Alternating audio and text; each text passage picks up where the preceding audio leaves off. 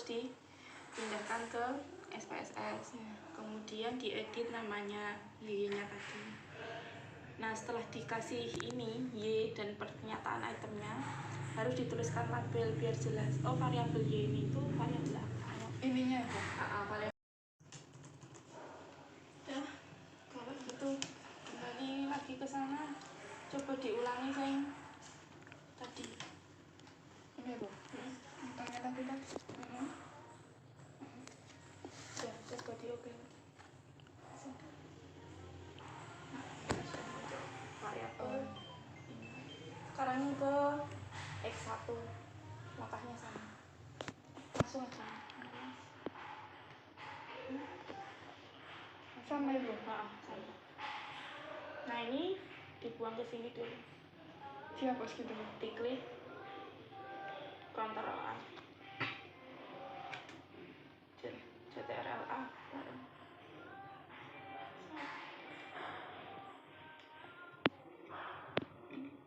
Kalian ini Ctrl A. Nah, pindah yang dimasukkan X1 sampai X. Di sini Bu? Save ke bawah sampai produk.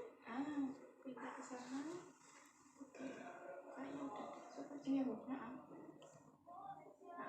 udah continue. Oke, cek udah semua belum, udah valid semua belum. X1, X2, X3, X0. X1 nya berapa? 0,788, 0,6, 0,5, 0,8. Besok yang dimasukin ya. Cobain dari sini. Udah ada bintangnya semua toh, berarti valid. Bisa lanjut ke X2. Sini Bu.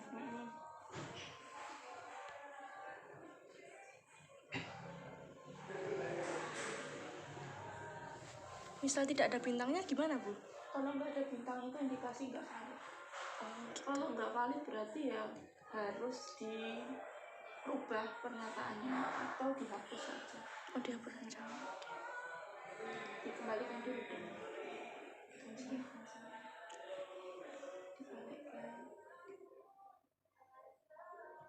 Oh, itu tadi udah benar ya? Oh ya, benar. Di mana tuh? Itu baru satu uji ya Bu ya? Ini baru validitas. Habis validitas nanti reliabilitas. Kalau udah reliabilitas baru asumsi klasik. Kalau udah asumsi klasik baru ke regresi.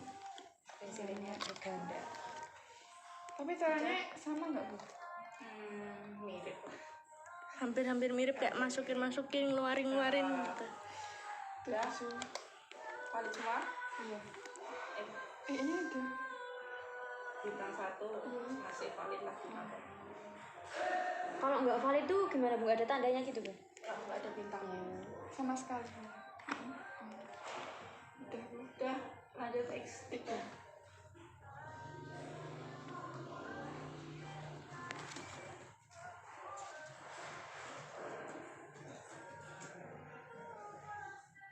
Mending gimana daripada aku ngirim. Kalau ke YouTube gini bisa Nurul siapa Bu? Nurul siapa ya itu?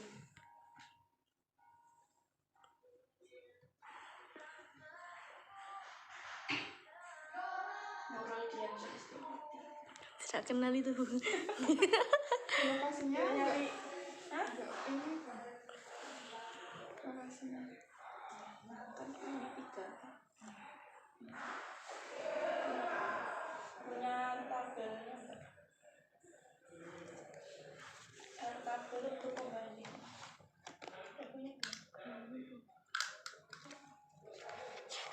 Ini mau kode atau apa? Ini tasnya kan ada. Ini tinggal tas. Udah Bu.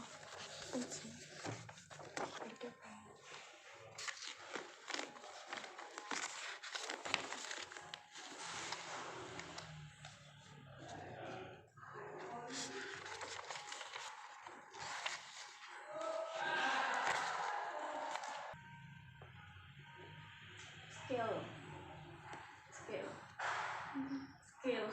Cari. Bawah. Oh ini. Nah, reliability test. Kalau tadi kan sampai gini, sampai Y kan. Kalau reliability itu cuma itemnya tok, pernyataannya tok. Berarti Y1.1 sampai Y1.5. Caranya sama kan tuh? Statistiknya coba di statistik. Item skill selanjutnya ini sampai continue. Oke.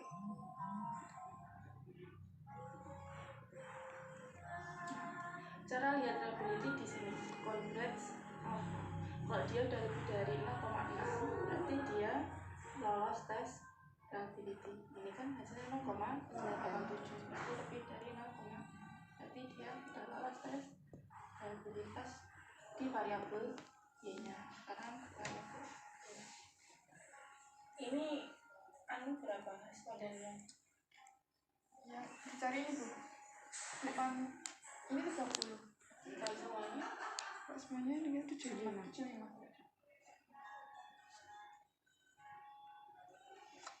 Ini aku lanjut ya, Bu.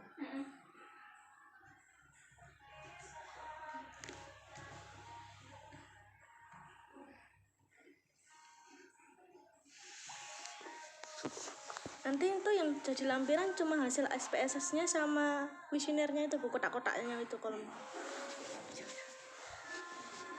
sama tabelnya. Tabel apa namanya? Tabel. Kuesioner. Ya, untuk membandingkan itu loh. Hasilnya tadi kan harus dibandingkan ini tabel. Aku tabel. Oh, nggih, Bu. WA aku Mbak salah siji tabel. BA. Oke. Rekomendasi.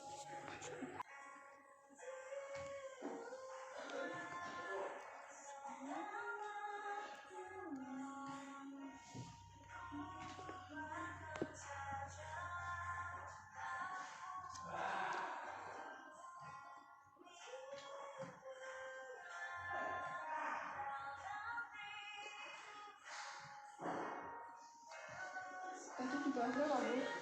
Nah, itu di bawah itu. Apa itu bisa di bawah? Ini apa ini? Variabel apa ini? Yang ini apa? Regulitas. X2 kan? Religius ya. Iya.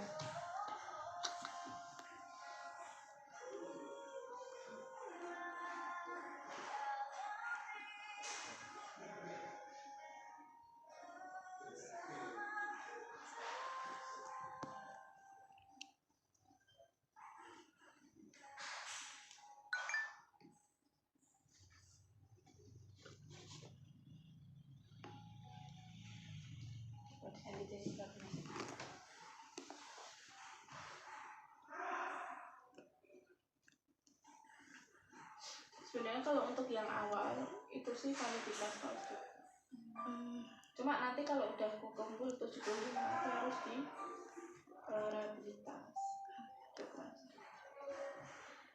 Jadi ini nanti punya Etasna semisal udah udah selesai sempro, ini Bu semua kuesionernya masuk gitu 70 atau 75. Berarti harus tes 75 dulu. Kalau mau lebih nggak apa-apa, semisal jaganya memang ada yang 100 nanti nggak berpengaruh, padahal hipotesisnya berpengaruh, itu bisa dirubah. oh gitu. Nah, nanti dipelajari kira-kira yang bikin nggak berpengaruh apa, yang bikin nggak valid apa, yang bikin nggak reliable apa, dan nanti bisa dipilih. Nah, kita kasih tahu caranya membandingkan.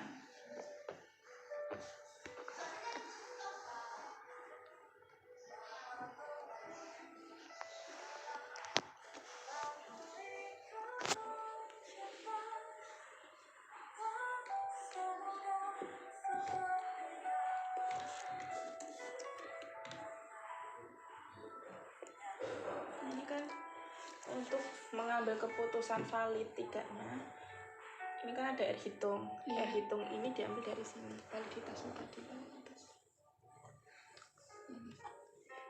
Ini namanya R hitung.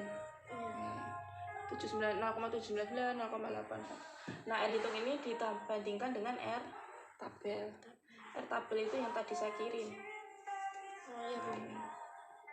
Itu tabelnya udah pasti gitu Bu. Pasti, udah pasti. Sudah ada rumusnya, ada di tongke, nanti tak kirim. Nah, dilihat ada berapa sampelnya. Ini kan 30. Iya. Ini ada aturan DFN min 2 itu maksudnya jumlah sampel 30 dikurangi 2 berarti 28. 28. Dengan ambil 28 di sini garis kedua, hasilnya 0,361. Nah, berarti nanti jangan bandingkan. Di sini nanti di tabel ditulis 0,3610. Semisal nih, ini minat ya, semisal. Minatnya itu berapa tuh? Minat pertama. 799. Nah, 0,799. Nah, ini dibandingkan. Apakah 799 itu lebih besar dari 361? Ya, kalau lebih besar berarti hasilnya Valid.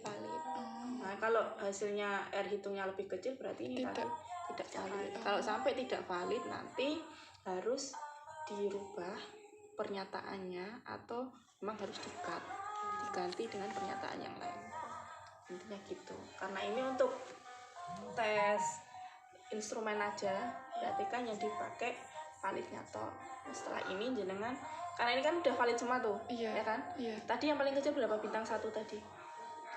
Tadi ada bintang 1 toh, coba. Ada. Coba dilihat bintang 1 tadi berapa?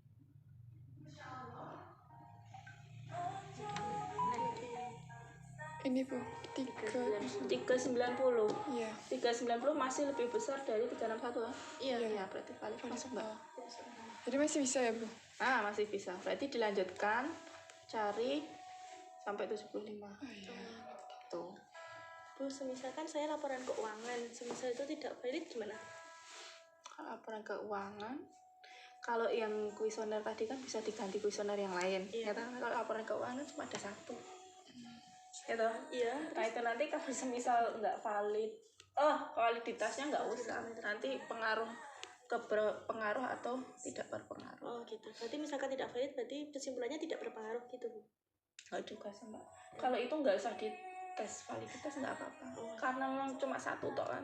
Iya. Datanya kan cuma satu itu toh.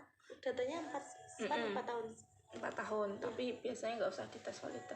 Nanti langsung masuk ke asumsi klasik kayak Berarti nggak, normalitas. validitasnya Nggak beda dengan validitas ini kan untuk mengecek instrumen. Instrumen kan dibuat sendiri. Iya. Untuk mengecek apakah instrumen yang sudah dibuat itu sudah benar apa belum. Kalau sudah benar itu berarti harus valid dan reliable. Kalau nggak nyebar kuesioner kan nggak membuat instrumen, jadi nggak usah uji validitas sama reliabilitas, langsung masuk ke asumsi klasik. Nanti ada normalitas, multi, heteros, autokorelasi kalau memang sampai beberapa tahun, ada 4. Nah itu nanti langsung ke situ. Berarti validitasnya enggak Karena nggak membuat instrumen. Kalau tapi yang nyebar kuesioner buat instrumen harus uji validitas dulu di 30 orang. Takutnya ini nanti kalau nggak valid terus nilainya sudah nyebar banyak-banyak. Nah itu nanti harus mulai dari awal lagi. Nah ini sudah valid berarti dilanjutkan sampai 75. Kalau 75 nanti langsung di cek validitas sama reliabilitasnya, caranya kayak tadi. Dilanjutkan dulu. Nanti kalau bingung regresinya besok kesini lagi. Jadi ini tinggal lanjutin nyebar lagi kita sih Bu. Terus itu kan lokasinya tak kurang 1 ya Bu. Dilanjutin apa enggak ya Bu? Ya apa berarti kalau mau dilanjutkan otomatis jenengan cari data. Kalau ini kan bisa Uji asumsi klasik. formalitas. Iya.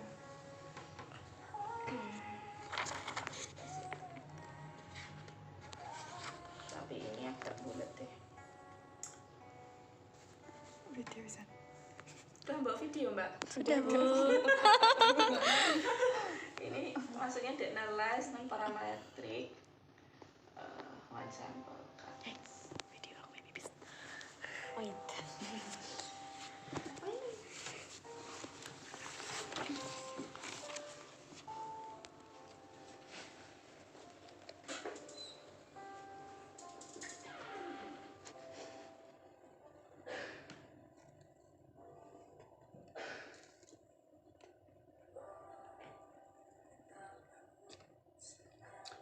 sebelum masuk ke itu perlu ke regression dulu.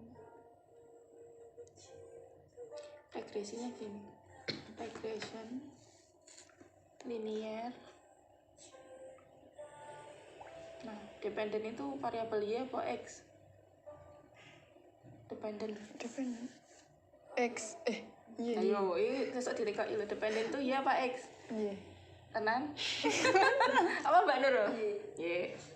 Berarti y-nya dimasukkan ke dependent. Bisa ditanya loh kayak gini loh. Yang simpel-simpel kayak gini mah ditanya. Nah, terus x1, x2, x3 itu dimasukkan ke independen. Oh, ini yang dia nih yang itunya, Bu. Kayak produk regulitas kayak gitu. Oh. Jumlahnya. Oh iya. Kita pakai jumlahnya. Oke. Jadi cetakan semua aja nggak apa. Continue. Save. Dan standar di save. Continue. Oke.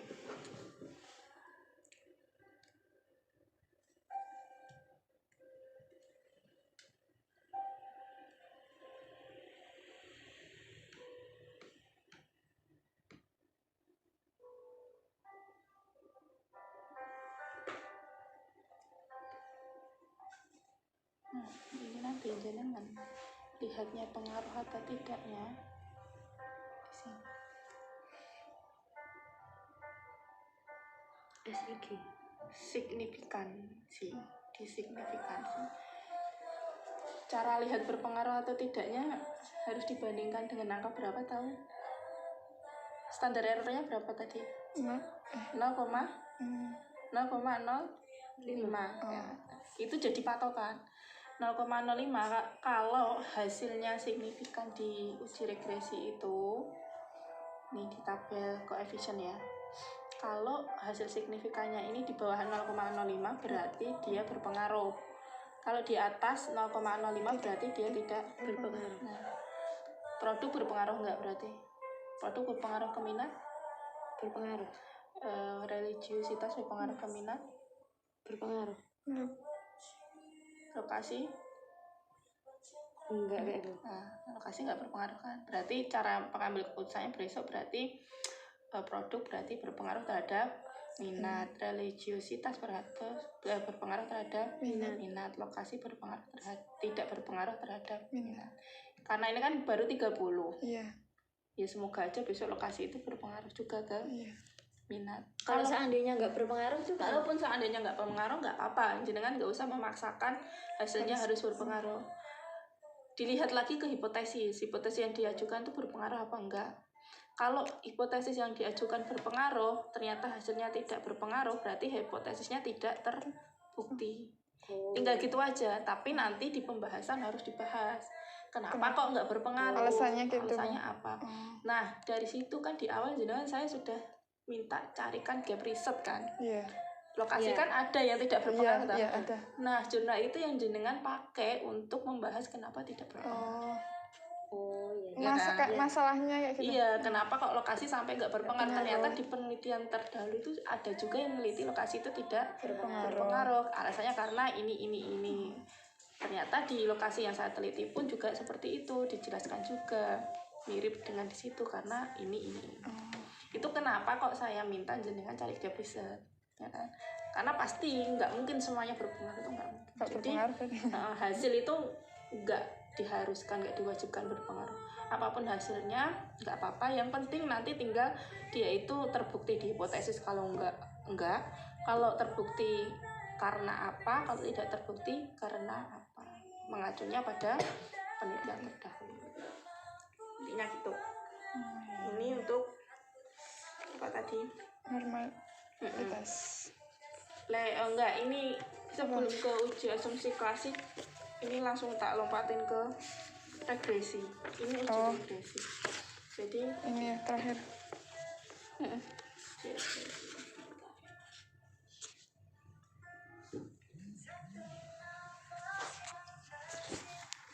Langsung uji regresi.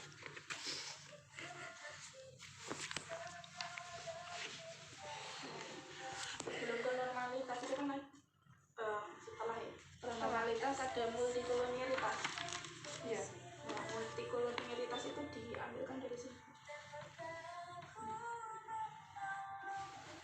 nilai toleran sama V. Ini caranya nilai toleransi itu harus di atas 0,1, kemudian V harus di bawah 10. Jadi untuk pengambilan keputusannya nilai toleransi ini harus di atas 0,1, V-nya harus di bawah 10. Kalau sudah memenuhi semua berarti dia terbebas dari uji multikolonialitas. Maksudnya dia itu antara variabel X itu nggak saling mempengaruhi. Uji multikolonialitas kan besok kalau ditanya bisa jelaskan kenapa harus dilakukan uji multikolonialitas, kenapa?